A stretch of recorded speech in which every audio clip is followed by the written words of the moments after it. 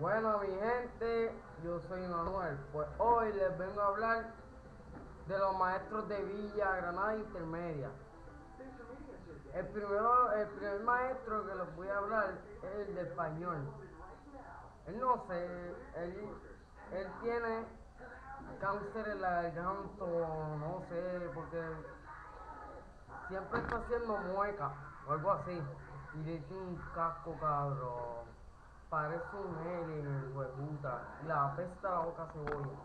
La segunda maestra va a ser la de inglés. Joder con cojones. La tercera es la de artes industriales. Esa clase es de dibujo, de pintar, toda esa mierda. Parece que es matemática mezclada con ciencia, un puto revolú. La cuarta maestra es la de estudios sociales. Bien en la cabroncita, parece un pingüino.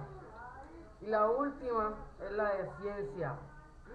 Escribe con cojones. Pero, como todos los maestros mamá, pues, si me quieren chotear, les voy a dar mi página de Facebook. Puñeta, la madre que no le dé like.